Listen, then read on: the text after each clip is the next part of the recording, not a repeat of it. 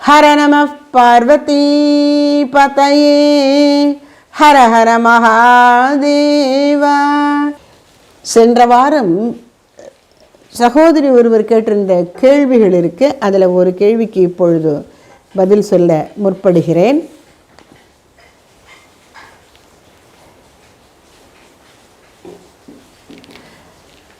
தன்னை அறிதலும் கடவுளை அறிதலும் ஒன்றா அல்லது வேறு வேறா? எப்படி விளக்குங்கள். வாழ்க்கையின் முடிந்த லட்சியம் இறைவனை அடைதல். இது பக்தி மார்க்கத்தில் செல்லக்கூடியவர்கள் பயன்படுத்துகிற முறை. லட்சியம் என்ன? நாம் எதுக்காக பிறந்திருக்கோம்? எல்லாரும் என்ன நினைக்கிறோம்? இந்த உடம்பு இருக்குது, அதுக்கு பசிக்குது, சாப்பிடணும், குளிர்காலத்துக்கு அந்த குளிர்லேருந்து பாதுகாக்க உடை வேணும், வாழ்வதற்கு ஒரு வசிப்பிடம் வேணும், உணவு உடை உறையுள், இது அடிப்படை தேவை அப்படின்னு சொல்கிறோம். இந்த அடிப்படை தேவைகளை பெற்றுவிட வேண்டும் என்று ஜீவர்கள் முயலுகிறார்கள். ஆனால் அது மட்டும் போதுமானா போதாது. வெறுமன சாதம் குழம்பு பொரியல் மட்டும் சாப்பிட்டா போகாது, ஏதாவது சுவையாக சாப்பிடணும் அப்படின்னு பலகாரம் செஞ்சு சாப்பிட்றோம். அப்போ பசிக்கு சாப்பிடுவது பொருள் அல்லது அர்த்தம், இது அடிப்படை தேவை, பாதுகாப்பு, இது இல்லாமல் முடியாது. அதற்கு மேல் சுவைக்கு சாப்பிடுவது காமம் அல்லது இன்பம். அப்போ வாழ்க்கையில் மனுஷன் அர்த்தம் அல்லது பொருள், அப்புறம் அதற்கு மேல் காமம் அல்லது இன்பத்தை நாடுகிறான். ஆனால் இந்த இன்ப நாட்டம் மனிதனிடம் எவ்வளவு வலிமையாக இருக்கிறதுன்னு சொன்னால், இந்த அர்த்தங்கிறத அப்படியே அடிப்படையாக வைத்து கொண்டு அதற்கு மேலும் மேலும் அவன் காம நாட்டத்தையே பெருக்கி கொண்டு போகிறான். அதனால் அவனுக்கு வாழ்க்கையில் என்ன தோன்றுகிறது? இன்பமாக இருக்கணும். அதுக்கு வேண்டிய விஷயம் இன்பமாக இருக்கணும்னா எப்படி இருக்கணும்? சுகம், இந்திரியங்கள் மூலம் சுகம் பெற்று இன்பமாக இருக்கணும், அதுதான் சுகத்துக்கு ஒரே வழி என்று மனிதன் தவறாக நினைத்து கொண்டு அந்த இன்பத்தை பெறுவதற்கான முயற்சிகளிலேயே ஈடுபடுகிறான். அதாவது இந்திரிய சுகங்களை பெறுகிற முயற்சி. அப்படி காமம்தான் லட்சியம்னு அவன் நினச்சிருக்கும் பொழுது அதை அடையணும்னு சொன்னால், அந்த இன்பத்தை தரக்கூடிய பொருளை சூழலை அடையணும்னு சொன்னால் தப்பு தண்டா பண்ணினாலும் அடைவதற்கு அவன் தயங்க மாட்டான். அது ரொம்ப ஆரம்ப நிலை. மிருகம் போல இருக்கான் மனித உடல், ஆனால் மிருகத்தன்மை, நீதி நியாய நேர்மைக்கெல்லாம் கட்டுப்படுவதில்லை. அப்புறம் கொஞ்சம் அடிபட்டு எத்தனை நாளைக்கு பயந்துட்டு ஒதுங்கிட்டு இருப்பாங்க. இவனை விட ஒரு பெரிய கில்லாடி வந்து இவனை ஒரு அடி அடிப்பான். அப்படி இவன் அடி வாங்கி பாடம் கற்றுக்கொள்கிறான். அப்போது உனக்கு ஆசையாக இருக்குது என்பதற்காக கூட அறத்திலிருந்து பிசகி நீ இன்பத்தை நாட முடியாது என்கிற கடுமையான பாடத்தை அவன் கற்றுக்கொள்கிறான். அப்போ அறம் அல்லது தர்மம்ங்கிறது வருது. அறவழியில் செல்வதும் எதற்காக? இன்பமாக இருக்கத்தான். இன்பமாக இருக்க முடியலன்னா நான் அறத்தில் இருந்து என்ன பிரயோஜனம்? அப்படி எல்லாவற்றையும் முந்தி கொண்டு இந்த இன்பம்ங்கிறது வருது. ஆனால் இது மூணுமே தர்ம அர்த்த காம, இது மூன்றும் வாழ்க்கையின் முடிவான லட்சியம் இல்லை. பின்ன என்னதான் இருக்குன்னா, முதல்ல நமக்கு அப்படி தான் தெரியும், இன்பத்தை அனுபவிக்கணுங்கிற ஆசை இருக்கும், அதற்கு பொருள் தேடணும். அதனால் பொருள் தேடுவது தான் வாழ்க்கையின் லட்சியம். நல்லா கை நிறைய சம்பாதிக்கணும், அவ்வளோதான். அவங்க வெளிநாட்டில் வேலை பார்க்குறாங்க அப்படிம்பாங்க. வெளிநாட்டில் என்ன வேலை பார்க்குறாங்க? அங்கே ஹோட்டலில் சர்வராக இருப்பான். ஆனால் வெளிநாட்டில் வேலை, சம்பளம் நிறைய, கை நிறைய சம்பளம் இங்கே அனுப்புகிறாங்க. அப்போது பணம் சம்பாதிச்சா போதும் அப்படின்னு நினைக்கிறான். அப்படியே பல பிறவி கழிந்து விடுகிறது. அப்போது இன்ப நாட்டம், அந்த இன்பத்தை முன்னிட்டு பொருள் நாட்டம். ஆனால் அப்படி இன்ப நாட்டத்தில் ஊறி இருக்கிற ஜீவனுக்கு வாழ்க்கை புகட்டுகிற பாடம் இன்பம் இந்திரிய சுகங்களில் இல்லை. அப்போ அந்த இன்பம் புறப்பொருளில் இல்லை என்பதை வெகு காலத்திற்கு பின் ஜீவன் அறிந்து கொள்கிறான்.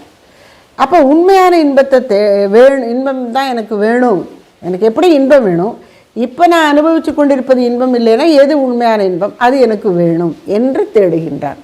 சுகத்தை தேடுகின்றான்.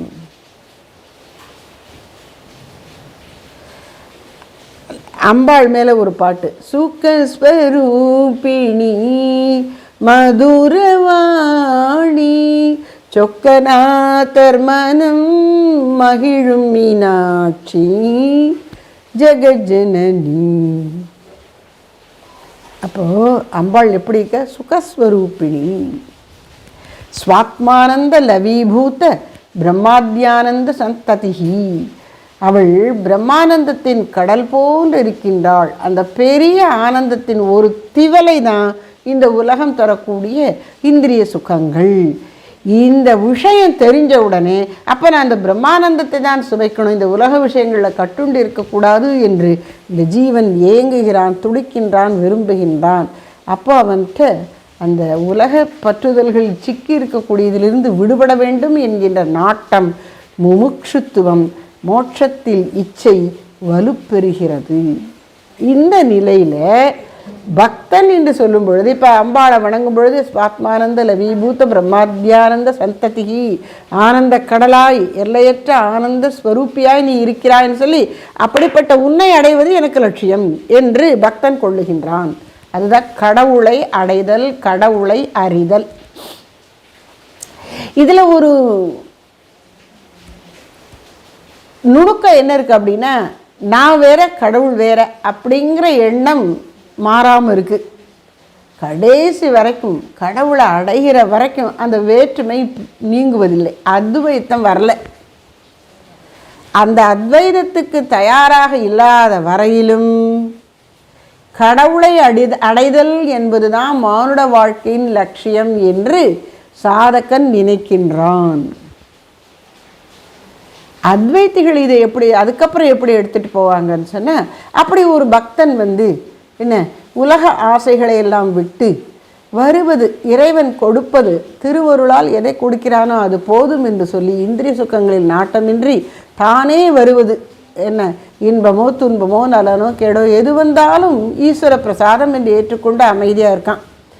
அவன் இறைவனை தியானித்து கொண்டு இஷ்ட தெய்வத்தினுடைய தரிசனத்தை பெறுகிறான். அப்போது இதயத்தில் தெரிகிற ஈஸ்வரன் அவனுடைய இஷ்ட தெய்வம். அவர் என்ன செய்கிறார்? இதயத்தில் மட்டும் இல்லை, வெளியில் கூட அவனோட உருவாக விளையாடுகிறார். அவனுக்கு அது தெரிகிறது, மற்றவர்களுக்கு தெரியல. அப்படி இருக்கும்போது அவனுக்கு இன்னும் அடுத்த உண்மையை உணர்த்தணும்னு சொன்ன உடனே அவர் என்ன பண்ணுறார்? அவருக்கு தெரிந்த அந்த காட்சியை மறைத்து விடுகிறார்.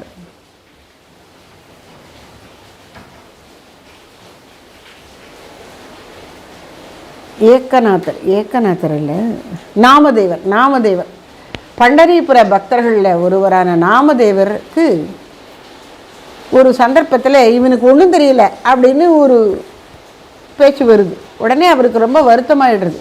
இந்த நாமதேவர் பண்டரிநாதன்ட்டு பேசுவார், அது விக்கிரகமாக இல்லை, அப்படியே பேசுவார். அவருக்கு அது உண்மையாக இருக்கும். அப்போ அவர் போய் கேட்குறாரு, என்னப்பா பண்டரிநாதா, எனக்கு ஒன்றும் தெரியலன்னு சொல்லிட்டாங்களே, எனக்கு என்ன உண்மையில் ஒன்றும் தெரியலையா? நீ எனக்கு எல்லாமா இருக்க, அதனால் எனக்கு எல்லாம் தெரிஞ்சிருக்குங்கிற கர்வத்தில் நான் இருந்தேன், அப்படி நீ சொல்லிட்டாங்களேங்கிற. அப்போ இந்த பாரு, நீ என்கிட்ட கற்றுக்க மாட்டேன், அதனால் நீ ஒரு குருகிட்ட போய் தான் படிச்சுக்கணும், நான் உனக்கு சொல்லித்தர முடியாது, உனக்கு உண்மையிலே தெரியல அப்படின்னுட்டார். ஐயோ, எனக்கு முடிந்த உண்மை தெரியலையா? அப்போ நான் குருவுக்கு என்ன செய்யணும் சொல்லு.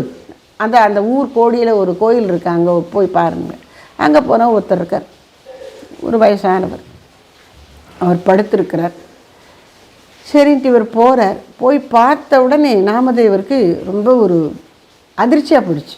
என்ன அப்படின்னா, அந்த பெரியவர் காலுக்கு ஒரு சிவலிங்கத்தை காலுக்கு வச்சுருக்கார். காலுக்கு வசதி வச்சுக்கணும் போல் இருக்கவருக்கு, அதனால் காலுக்கு அடியில் ஒரு சிவலிங்கம் இருக்குது. ஐயோ, என்ன இது, காலுக்கு அடியில் சிவலிங்கம் அப்படிங்கிறார். அப்படியாப்பா, எனக்கு வயசாகிடுத்து, காலை கொஞ்சம் வசதி வச்சுக்கணும் போல் இருந்தது, அதனால் வச்சேன். சரி, நீ வேணால் காலை எடுத்து கீழே வச்சுருப்பா, இந்த சிவலிங்கத்து மேலே இருக்கிற காலை எடுத்து கீழே வச்சிரு அப்படிங்கிறார். உடனே சரின்னு இவர் காலை பிடிச்சி இப்படி கீழே வைக்கிறார். கீழே வச்ச உடனே அந்த சிவலிங்கம் நகர்ந்து பழையபடி அவர் காலுக்கு அடியில் போய் உட்காந்துக்கிறது. எது? சிவலிங்கம் நகர்ந்து அவர் காலில் உட்காந்துக்கு. சே என்னது அப்படின்னு இந்த பக்கம் எதிர்த்த திசையில் தள்ளி வைக்கிறார். இப்போ சிவலிங்கம் நகண்டு அங்கே திரும்ப எதிர்த்த திசையில் அவர் காலக்கடியில் வருது. இப்படி அவர் ரவுண்டாக அவனை ஒரு முள் கடிகார முள் வந்து இப்படி சுற்றி வர்ற மாதிரி 12லேருந்து ஆரம்பித்து அப்படியே சுற்றி 12க்கு வர்ற மாதிரி இவர் ரவுண்ட் அடித்து எல்லா பக்கமும் சுற்றி சுற்றி வந்தாலும் எங்கே இவர் காலை கொண்டு போனாலும் அங்கெல்லாம் இந்த சிவலிங்கம் வந்துடுறது. அப்போ தான் இவருக்கு புரிகிறது, ஆஹா, இறைவன் இல்லாத இடம் இல்லை, சிவன் இல்லாத இடம் இல்லை, சிவமயம். அப்போ அவருக்கு பணிவு வந்து, அதாவது அவர் காலை பிடிச்சிட்டார்ல, குருவினுடைய பாதத்தை திருவடிகளை பிடிச்சிட்டார் இல்லையா, திருவடியை பிடிச்சி பணிவு வந்துட்டாலே உண்மை விளங்கிடும். திமிர் இருக்கும்போது தான் உண்மை விளங்காது. அதனால் இவர் காலை பிடிச்சார், உண்மை விளங்கிட்டு இந்த நிகழ்ச்சி நாடகம் போட்டு காமிச்ச உடனே புரிஞ்சு போச்சு. அவர் வணங்கினார், மன்னிக்கணும், எங்கும் நிறை பொருள், ஏதோ என்னுடைய பாண்டுரங்கன் அந்த கோயிலில் அந்த கர்ப்ப கிரகத்தில் அந்த விக்கிரகத்தில் இருக்கான், அங்கேருந்து என்கிட்ட பேசுவான் அப்படின்னு நான் நினச்சது தப்பு. அவனே எங்கும் இருக்கிறான், எல்லாமாகவும் இருக்கிறான், எல்லாருக்குள்ளும் இருக்கிறான், அதனால் எனக்கு யாரும் கீழ் இல்லை மேல் இல்லை என்று அவருக்கு அந்த பணிவு வந்து உண்மை ஞானத்தோடு பணிவும் வந்து விடுகிறது. இப்போது கடவுள், இப்போ முதல்ல வந்து கடவுள் அங்கே இருக்கிறார் அப்படின்னு நினச்சார். அப்புறம் கடவுள் எங்கும் இருக்கிறார், எல்லாமாகவும் இருக்கிறார். இது அடுத்த ஸ்டெப்பு. எல்லாமாகவும் இருக்கிறார்னா நீ யாரு? நீயும் கடவுள் தான். இது பல பேருக்கு ஷாக்கிங்காக இருக்கும், அதிர்ச்சியாக இருக்கும். என்னது, நான் கடவுளா? கடவுளை கடவுள் என்று தெரிந்து கொள்வது யார்? கடவுளை இது கடவுள், இவர் கடவுள், இத்தகைய மேன்மை மிக்கவர் அப்படின்னு தெரிந்து கொள்வது யார்? நான். அப்போ 2 இருக்கு. இந்த 2 எவ்வளோ நேரத்துக்கு இருக்கும்? ஒரு அறையில் யாராவது இருக்கான்னா போய் பார்த்துட்டு வா அப்படின்னா அங்கே ஒத்துரும் இல்லை அப்படின்னு சொல்கிறோம். ஒத்துரும் இல்லைன்னு சொல்லும்போது நாம் அங்கே இருந்து பார்த்தோம்ல. அப்படி இறைவனை பார்ப்பதும் நான், பார்க்கும் நானே பெரியவன். இது ரொம்ப ஒரு புரட்சிகரமான உண்மை. ஆனால் இதுதான் முடிந்த உண்மை. இறைவன் என்பதும் என்னுள் ஒடுங்கிவிடும். ராமன், கிருஷ்ணன் போன்ற தெய்வ வடிவங்களெல்லாம் சச்சிதானந்தம் என்கின்ற பெரிய சமுத்திரத்தில் எழுகின்ற பேரலைகள். மற்ற ஜீவர்களெல்லாம் சின்ன சின்ன குமிழிகள், சிறு அலைகள்.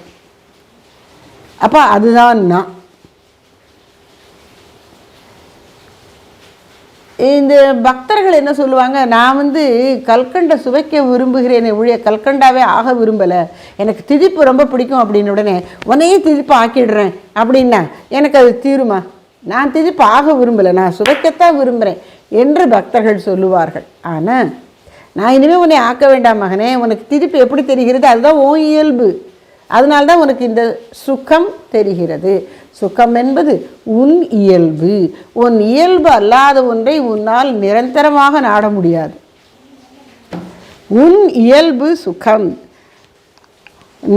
அழியாத்தன்மை, அறிவு, சுகம், உண்மை, இன்பு, அறிவு. உண்மை, அறிவு, இன்பம், இதுதான் உன்னுடைய இயல்பு. சத்து, சித்து, ஆனந்தம், உண்மை, அறிவு, இன்பம்.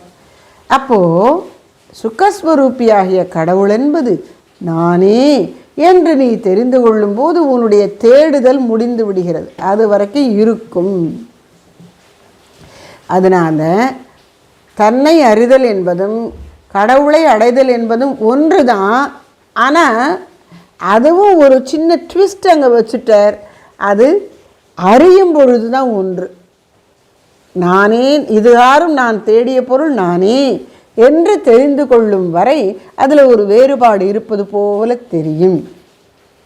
பிறகு உண்மை அனுபூதியிலே பிரிவர ஆனந்தமயமாக அப்படின்னு சொல்கிறார் இல்லையா அடிக்கடி, அந்த பிரிவு இல்லாத அபேதமான அத்வைத்தமான அனுபூதி எட்டும் பொழுது தன்னை அறிதலே கடவுளை அறிதல், தானே தான் இதுகாரும் தேடி வந்த அந்த ஸ்வரூபம் என்று உணர்கிறான். அப்பொழுது ஜீவன் சிவம் ஆகின்றான். எப்போதும் தான் சிவமாகவே இருக்கின்றான் என்பதை உணர்கின்றான். ஜீவன் சிவம் ஆகின்றான்னு சொல்லக்கூடாது. ஜீவன் என்று தன்னை மயக்கத்தில் நினைத்து கொண்டிருந்தவன் நான் உண்மையில் சிவமே என்று உணர்கின்றான். சிவோகம் சிவோகம். அதனால் தன்னை அறிதல் என்பது உண்மையில் கடவுளை அடைதல் என்பது உண்மையில் தன்னை அறிதலே. எனக்கு ஸ்லோகத்துல ஒரு சின்ன டவுட் இருக்கும்பா. சரி. சரஸ்வதி நமஸ்துபியம் வரதே ஞான ரூபிணி வருமா, காமரூபிணி வருமா? காமரூபிணி வரதே காமரூபிணி. அது அதோடைய ஏன் அப்படி காமரூபிணி? இப்போ அஸ்ஸாமுக்கு ஒரு பேர் காமரூபம் தான் பழங்காலத்தில். காமரூபம்னா பக்தன் விரும்புகிற வடிவத்தை அவன் எடுக்கிறான் பகவான்ட்டு. பக்தன் விரும்புகிற வடிவத்தை எடுத்து தரிசனம் கொடுக்கிறான். காமரூபிணி ஆசை வடிவினல்னு அர்த்தம் இல்லை, விரும்புகிற வடிவத்தில் வருவான்ங்கிறது அர்த்தம். வரதே காமரூபிணி. வரதேன வரம் தருபவளே, காமரூபிணி நான் விரும்புகிற எனக்கு மகிழ்ச்சி அளிக்கின்ற வடிவத்தில் தோன்றுகிறவளே. அது பார்க்கும்போதே நமக்கு சந்தோஷமாக இருக்கு இல்லையா, அதனால அது காமரூபிணி அப்படின்னு சொல்கிறேன். ஞானரூபிணிங்கிறது தப்பு இல்லை, ஆனால் அந்த ஸ்லோகத்தில் காமரூபிணி தான். சரஸ்வதி நமஸ்துபியம். சரஸ்வதி சரஸ்வதி தாயே, துப்பியம் நமக உனக்கு வணக்கம். வரதே வரங்களை தருபவளே, வரதா அது பேர், அது கூப்பிடும்போது வரதே வரங்களை கொடுப்பவளே, காமரூபிணி விரும்பிய வடிவத்தை எடுக்க வல்லவளே, மகிழ்ச்சி தரும் வடிவத்தை உடையவளே.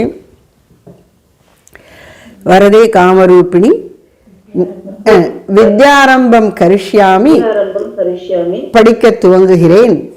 சித்திர் பவது மே சதா எனக்கு இந்த முயற்சி எப்போதும் வெற்றி அளிக்கட்டும். படிக்கிற இந்த முயற்சி, அறிவை பெறுகிற இந்த முயற்சி எப்போதும் வெற்றி அளிக்கட்டும். அதற்கு வரம் கொடுப்பவளும் விரும்பிய வடிவம் எடுத்து மகிழ்விப்பளுமாகி உன்னை வணங்குகிறேன் அப்படின்னு சொல்கிறேன். காமரூபிணி தான். முந்தா நேற்று அன்னையார் ஜெயந்திங்கிறதுனால ஒரு அன்னையார் பாட்டு ஏதாவது ஒன்று பாடுறேன். ஒரு சின்ன விண்ணப்பம்பா. சொல்லுங்க. மனமே தாயை மெய்யாகவே அழைத்தால் வாராதிருப்பாள் அந்த பாட்டு பாடுங்கம்பா. ஓ எஸ். மனமே தாயை மெய்யாக அழைத்தால் வாராதிருப்பாளோ, மனமே தாயை மெய்யாக அழைத்தால் வாராதிருப்பாளோ, தனியே உன்னை விடுவாளோ, சற்றும் விலகி போவாளோ, தனியே உன்னை விடுவாளோ, சற்றும் விலகி போவாளோ, மனமே தாயை மெய்யாக அழைத்தால் வாராதிருப்பாளோ, காளி பிரிந்து வாழ்ந்து நிற்கும் பேச்சும் உண்டோ சிறு நெஞ்சே, காளியை பிரிந்து வாழ்ந்து நிற்கும் பேச்சும் உண்டோ சிறு நெஞ்சே, இருந்து வாழ்வாள் நம்முடனே என்றும் அவளே துணையாவாள், இருந்து வாழ்வாள் நம்முடனே என்றும் அவளே துணையாவாள், மனமே தாயை மெய்யாக அழைத்தால் வாராதிருப்பாளோ, மல்கும் நினைவு வேறு இன்றி மாதா பாதத்தாமரையில், மல்கும் நினைவு வேறு இன்றி மாதா பாதத்தாமரையில், வில்வம் வைத்து செம்பருத்தி பூவும் விழைந்து தூவுகவே, வில்வம் வைத்து செம்பருத்தி பூவும் விழைந்து தூவுகவே, மனமே தாயை மெய்யாக அழைத்தால் வாராதிருப்பாளோ, சக்தி தாயின் சரணத்தில் தழையும் மலரும் சூட்டுகையில், சக்தி தாயின் சரணத்தில் தழையும் மலரும் சூட்டுகையில் பக்தி எனும் சந்தனத்தை பதமாய் கலந்து பூசுகவே. பக்தி எனும் சந்தனத்தை பதமாய் கலந்து பூசுகவே. அதாவது பூஜையில் புஷ்பத்தை சமர்ப்பிக்க முன்னாடி சந்தனம் தொட்டு வைக்கிறோம். என்ன சந்தனம்னா புஷ்பமும் வெளியில் சந்தனமும் அரைச்சது. இங்கே பக்திங்கிற சந்தனத்தில் உன்னுடைய அன்புங்கிற புஷ்பத்தை தோச்சு அதை அவன் பாதத்தில் போடு. பக்தி எனும் சந்தனத்தை பதமாய் கலந்து பூசுகவே. மனமே தாயை மெய்யாக அழைத்தால் வாராதிருப்பாளோ, தனியே உன்னை விடுவாளோ, சற்றும் விலகி போவாளோ. தனியே உன்னை விடுவாளோ, சற்றும் விலகி போவாளோ. மனமே தாயை மெய்யாக அழைத்தால் வாராதிருப்பாளோ, வாராதிருப்பாளோ. ஜெய் பராசக்தி மகாமாய் கி ஜெய். இது குருதேவருக்கு பிடிச்ச பாட்டு. நன்றிப்பா, ரொம்ப நன்றிப்பா. அன்னையின் அருளம்மா. சரி, நம்ம பூர்த்தி பண்ணிக்கலாமா? மணி 8 நம்ம நிறைவு பாடல் அன்னையார் பாடல் யார் பாடுறாமா? சாந்தி நிலையமாம் சாரதா தேவி ஜய ஜகதீஸ்வரி ஓம் ஜகதீஸ்வரி ஜய ஜய ஜய ஜகதீஸ்வரி ஓம் ஜய. சாந்தி நிலையமாம் சாரதா தேவி ஜய ஜகதீஸ்வரி ஓம் ஜகதீஸ்வரி ஜய ஜய ஜய ஜகதீஸ்வரி ஓம் ஜய. சாந்தி நிலையமாம் சாரதா தேவி ஜய ஜகதீஸ்வரி ஓம் ஜகதீஸ்வரி ஜய ஜய ஜய ஜகதீஸ்வரி ஓம் ஜய. சாந்தி நிலையமாம் சாரதா தேவி ஜய ஜகதீஸ்வரி ஓம் ஜகதீஸ்வரி ஜய ஜய ஜய ஜகதீஸ்வரி ஓம் ஜய. சாந்தி நிலையமாம் சாரதா தேவி. जय श्री शारदा महामाई की जय.